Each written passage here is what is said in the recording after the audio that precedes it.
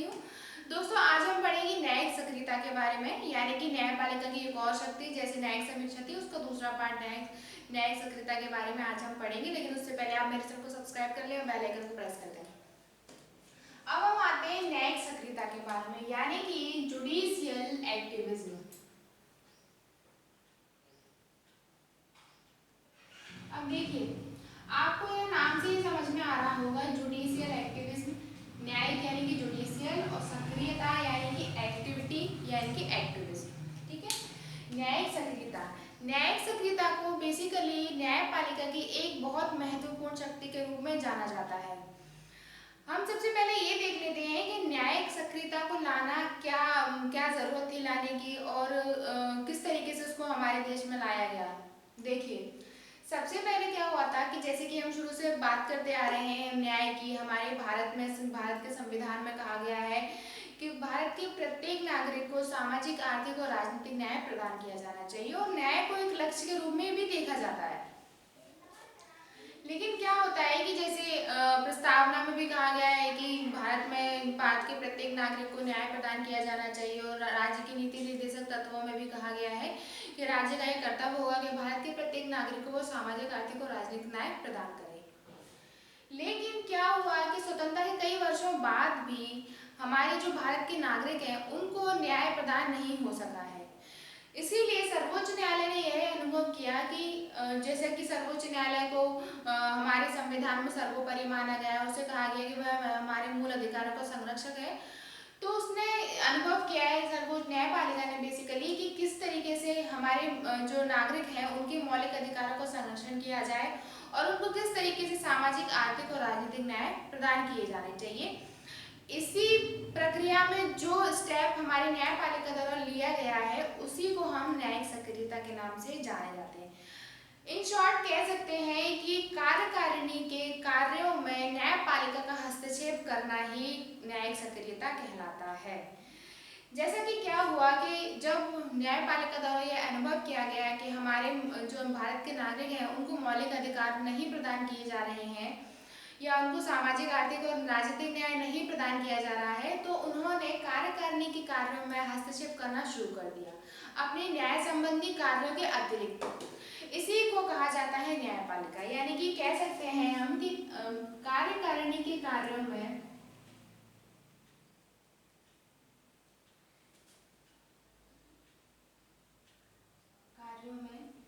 न्यायपालिका द्वारा हस्तक्षेप करना,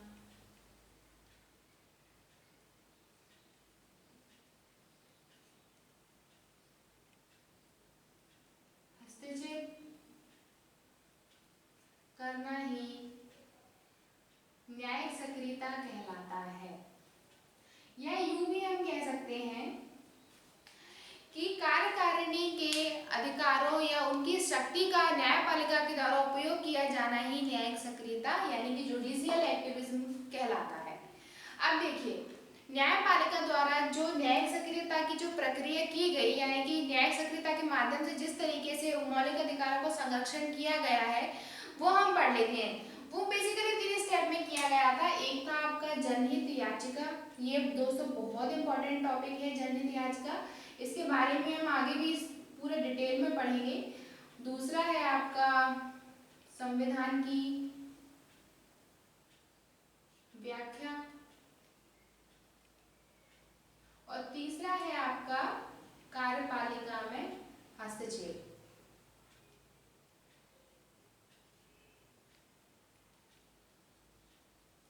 अब देखिए, हम इन तीनों को स्टेप बाय स्टेप पढ़ेंगे। न्यायिक सक्रियता को लागू करने के लिए, यानी कि अपनी न्यायिक सक्रियता की शक्ति को उपयोग करने के लिए जो स्टेप न्यायपालिका द्वारा अपनाए गए हैं वो ये 3 हैं। मतलब इन्हीं के माध्यम से न्यायिक सक्रियता की जो शक्ति है न्यायपालिका की, उसको उपयोग किया गया है। सबसे पहले हम देख लेते हैं जनहित याचिका। अब हम सबसे पहले जानते हैं कि जनहित याचिका को हमारे भारत में कैसे सक्रियता, यानी कि कैसे श्रेय बोलते हैं या कैसे उपलब्धि मिली, प्रसिद्धि किस तरीके से मिली। तो जो न्यायमूर्ति थे सबसे पहले P.N. भगवती,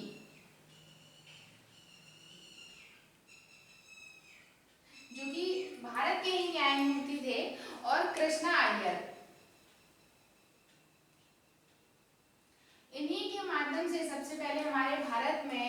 जनहित याचिका को प्रसिद्धि मिली थी।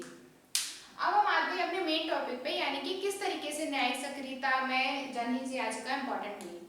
देखिए, न्यायिक सक्रियता में क्या है कि जनहित याचिका के अंदर जैसा कि हमने बताया कि पीएन भागवती और कृष्णा अय्यर के द्वारा इसको प्रसिद्धि मिली थी। इसके बाद क्या हुआ था कि स्वतंत्रता के कई वर्षों बाद भी जो हमारी न्यायपालिका है, जिसको हम सर्वोच्च माना गया है हमारे संविधान में, और कहा गया है कि वो हमारे मूल अधिकारों को संरक्षण माना गया है। तो क्या हुआ कि स्वतंत्रता के कई वर्षों यानी कि बाद के 30 वर्षों के बाद भी जो हमारी न्यायपालिका है उसके जो अधिकार थे वो सीमित थे। यानी कि जो न्याय प्रदान किया जाता था भारत के नागरिकों को, वो बेसिकली बोलते हैं एक आसान तरीके से नहीं था। बहुत सारे नियम थे, बहुत सारी औपचारिकताएं थी, जिसको पाना हमारे जो भारत की जो दलित हैं या बोल सकते हैं जो मध्यम वर्गीय परिवार है उनके लिए थोड़ा सा मुश्किल था। इससे क्या हुआ था कि बहुत सारे नियम और औपचारिकताएं होने के बाद हमारे नागरिक न्याय का जो फायदा है, मतलब प्रत्येक नागरिक तक जो न्याय पहुंचाने का लक्ष्य हमारे संविधान में रखा गया, वो कहीं ना कहीं पूर्ण नहीं हो पा रहा था। इसलिए न्यायपालिका ने क्या सोचा कि क्यों ना हम अपने अधिकारों को, मतलब हम अपने जो नियम औपचारिकताएं जो नियम है उनको थोड़ा सा सरल किया जाए। तो संविधान के कुछ वर्षों बाद जब हम स्वतंत्र हुए थे, उसके 30 वर्षों के बाद जब न्यायपालिका को यह अनुभव हुआ, तो उसने कुछ औपचारिकता और नियम को सरल रूप में लागू करने का निर्णय लिया। इसमें सबसे पहले था आपका जनहित याचिका के अंतर्गत ही था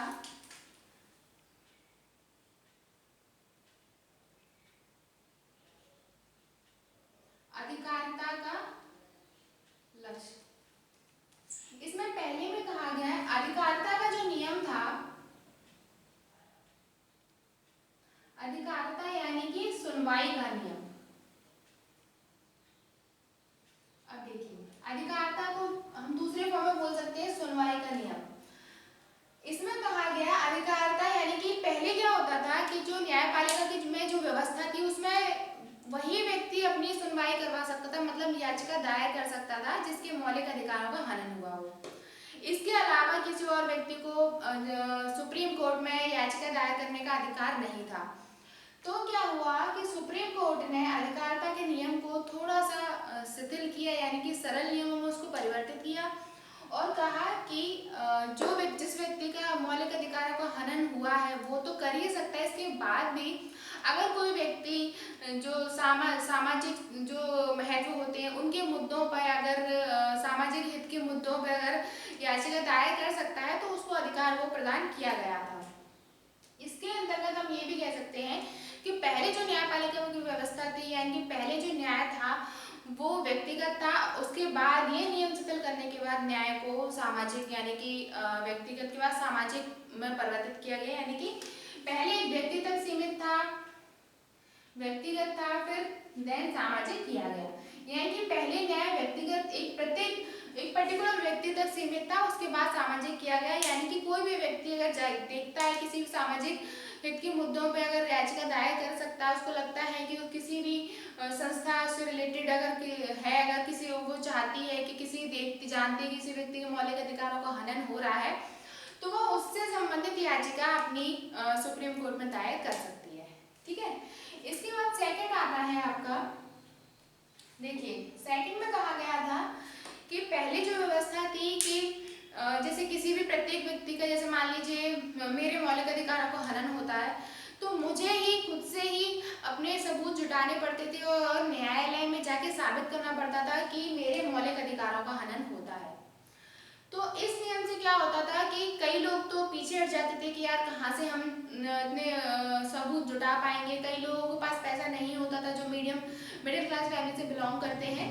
तो इस नियम को सरल करने से क्या फायदा हुआ कि इसमें न्यायपालिका ने कहा कि पहले था कि अगर कोई भी व्यक्ति अपने मौलिक अधिकारों का हनन के लिए सबूत जुटाएगा तभी उसके मौलिक अधिकारों का हनन माना जाएगा। लेकिन फिर न्यायपालिका ने व्यवस्था की कि अगर कोई व्यक्ति जिसके मौलिक अधिकारों का हनन होता है, तो वो अगर अपने सबूत नहीं जुटा पाता है खुद से, तो न्यायपालिका आगे आके उसके मौलिक अधिकारों के हनन के लिए जो वो करना चाहता है याचिका दायर, उसके लिए न्यायपालिका सबूत जुटाने में हेल्प करेगी, यानी कि उसकी सहायता सहायता करेगी।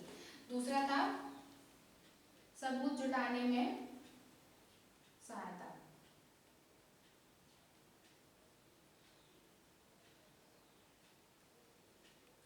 ठीक है। तीसरा आता है इसमें आपका कि न्यायपालिका द्वारा ये कहा गया था कि मतलब कोई भी किसी व्यक्ति को अगर याचिका दायर करनी है तो पहले क्या था कि एक नियम थे, औपचारिकताएं थी बहुत सारे कि फर्स्ट स्टेप सेकंड स्टेप नियम, आप सारे नियम आपको फॉलो करने पड़ेंगे तभी आप न्यायालय में अपनी याचिका दायर कर सकते हैं। लेकिन अब क्या व्यवस्था की गई है न्यायपालिका द्वारा कि कोई भी व्यक्ति अगर सिंपल आवेदन के माध्यम से ही अपनी बात कहना चाहता है तो न्यायालय द्वारा उसको स्वीकार किया जाएगा। इवन ये भी व्यवस्था की गई है कि अगर पोस्ट कार्ड भी भेजा जाता है किसी व्यक्ति द्वारा तो न्यायालय द्वारा उसे एक ही याचिका के रूप में ही देखा जाएगा। ठीक है। ये तीन थे हमारे, यानी कि इसमें बोल सकते हैं आवेदन के माध्यम से याचिका स्वीकार करने का की व्यवस्था। देखिए ये तो हो गया अपना वो। फिर सेकंड हम आते हैं, मैंने जैसे कि आपको बताया था बी में था संविधान की व्याख्या।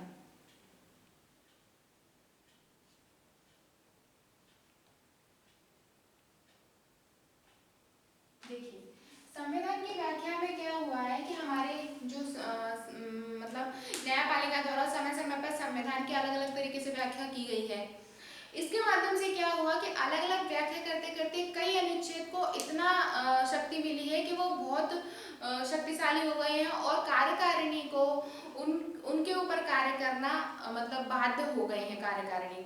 या फिर बोल सकते हैं जैसे कि अनुच्छेद 21 में हमने देखा है प्राण एवं देव स्वतंत्रता का जीवन का अधिकार उसमें प्रदान किया गया। उसमें काम का अधिकार, आपकी रोजी रोटी पाने का अधिकार, आवास करने का अधिकार, भारत में कहीं घूमने का अधिकार, ये सब का अधिकार उसमें दिए गए हैं। तो इस कुछ अनुच्छेद ऐसे शामिल किए गए हैं संविधान में जो हमारी कार्यकारिणी को कार्य करने के लिए बाध्य करते हैं। ठीक है। इसमें तीसरा आता है आपका कार्यपालिका के कार्यों में हस्तक्षेप।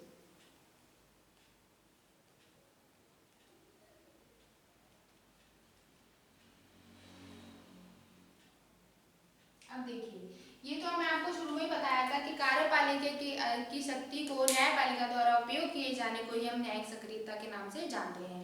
अब देखिए क्या हुआ कि जब हमारे मौलिक अधिकारों का हनन होने लगा, यानी कि हमारे जो भारत के नागरिक हैं उनको जो अधिकार है यानी कि उनको सामाजिक आर्थिक न्याय है जो वो प्रदान नहीं किया जा सका सर्वोच्च न्यायालय की नजरों में, तो न्यायालय ने क्या हुआ कि अपने न्याय संबंधी कार्यों के अतिरिक्त भी कार्यपालिका यानी कि कार्यकारिणी के जो कार्य हैं उनमें भी हस्तक्षेप करना स्टार्ट कर दिया। ठीक है। इससे क्या हुआ कि जो हमारी मौलिक अधिकार है यानी कि जो हमारे भारत के नागरिक हैं उनको कहीं ना कहीं शक्ति प्रदान मिली है, यानी कि न्यायिक सक्रियता के माध्यम से कहीं कहीं भारत के नागरिकों को भी फायदा मिला है। ठीक है। ये थे 3 स्टेप। अब आते हैं कि कोई भी बात अगर कही जाती है तो उसकी नेगेटिव इफेक्ट भी होता है, यानी कि जो न्यायिक सक्रियता है तो कुछ लेखकों ने इसको गलत भी माना है, कुछ ने इसको सही भी माना है, तो हम इसकी नेगेटिविटी भी देख लेते हैं। देखिए न्यायिक सक्रियता की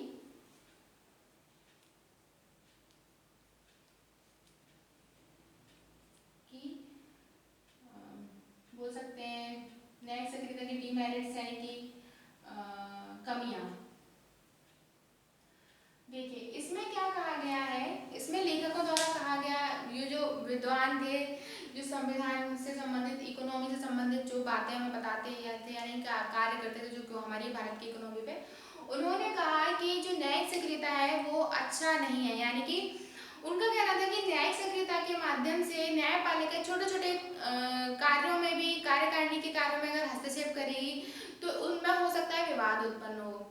सेकंड उन्होंने कहा कि न्यायिक सक्रियता के माध्यम से जो न्यायालय ने नियम जो शिथिल कर दिए हैं उससे क्या होगा कि जो याचिकाएं जो दायर की जाती हैं कोर्ट में उनका बर्डन जो न्यायपालिका पे पड़ेगा।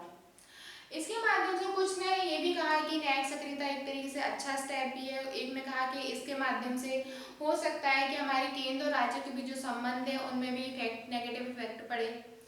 इसलिए बहुत बोथ कहा गया है, इसमें नेगेटिव और पॉजिटिव दोनों इफेक्ट है। मेरे हिसाब से कुछ वैसे तो कार्य हमारे जो संविधान में है उसमें न्यायिक सक्रियता वर्ड का कहीं भी उल्लेख नहीं किया गया है। ये तो एक शक्ति प्रदान की गई है इनडायरेक्टली न्यायपालिका को। तो आज के लिए सिर्फ इतना ही। अगर आपको मेरा वीडियो पसंद आया तो लाइक शेयर सब्सक्राइब जरूर करें और बेल आइकन को दबाना ना भूलें।